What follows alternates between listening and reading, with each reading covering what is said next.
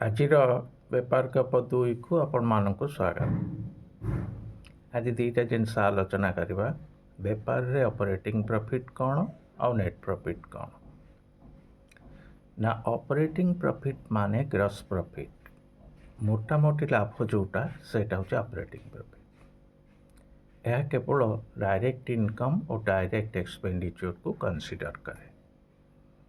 ଧର ଆପଣଙ୍କ ଦୋକାନରେ ଗୋଟେ ସାର୍ଟ ବିକ୍ରି ହେଇଗଲା, ତା ଦେହରେ ଆପଣଙ୍କ କଷ୍ଟ ପ୍ଲସ୍ ପ୍ରଫିଟ୍ ପ୍ଲସ୍ GST ହିସାବ କରିକିରି ଆପଣ ପ୍ରଫିଟ୍ ଆଭରେଜ୍ 20% କହିଲେ, ତାହେଲେ ଏଇ ଜିନିଷଟା ହେଉଛି ଅପରେଟିଂ ପ୍ରଫିଟ୍, ଯେଉଁଠି ଆମେ କଷ୍ଟକୁ ଅଲଗା କରୁଛେ, ପ୍ରଫିଟ୍କୁ ଅଲଗା କରୁଛେ, GSTକୁ ଅଲଗା କରୁଛେ। GST ଦୁଇଟା, SGST, CGST।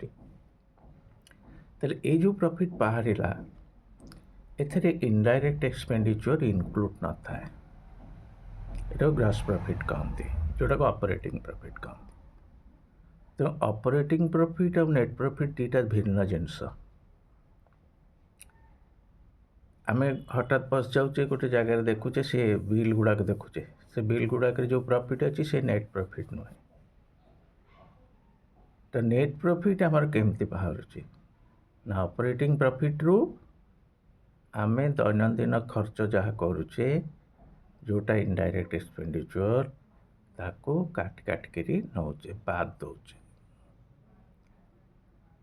ଏତିକି ହେଲା ଦୁଇଟା ଯାକ ଜିନିଷ ଭିତରେ ଡିଫରେନ୍ସ, ଅପରେଟିଂ ପ୍ରଫିଟ୍ ଆଉ ନେଟ୍ ପ୍ରଫିଟ୍। ତାପରେ ଆଉ ଗୋଟେ ଭଲ ଜିନିଷ ଶିଖିବା, ଜାଣିବା ଯେ ବିଜନେସ୍ରେ ଡ୍ରଇଂସ୍ କ'ଣ। ବହୁତ ଲୋକ ଭାବନ୍ତି ଡ୍ରଇଂସ୍ ୱିଥଡ୍ରାଲ୍ ଦୁଇଟା ଯାକ ଏକା ଜିନିଷ। ଡ୍ରଇଂସ୍ କ'ଣ ନା ଡ୍ରଇଂସ୍ ହେଉଛି ତୁମ ବ୍ୟବସାୟ ପାଇଁ, ତୁମର ନିଜ ଘର ପାଇଁ ତୁମେ ବ୍ୟବସାୟରୁ ଯେଉଁ ପଇସାଟା ନେଉଛ ତାକୁ ଡ୍ରଇଂସ୍ କହନ୍ତି।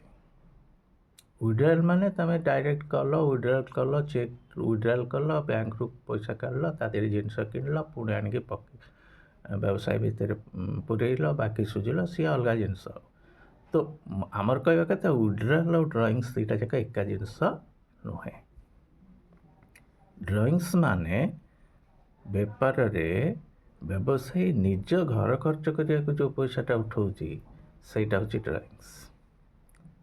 ତେଣୁ ଏ ଡ୍ରଇଂସ୍ଟା ସବୁବେଳେ 10%ରୁ 15% ଭିତରେ ରହିବା ଦରକାର। ତେଣୁ ଆପଣଙ୍କର ଡ୍ରଇଂସ୍ ଯଦି ଅଧିକା ହେଇଯିବ ତାହେଲେ ଅସୁବିଧାରେ ଆପଣ ପଡ଼ିବେ। ଆଜି ଏତିକି।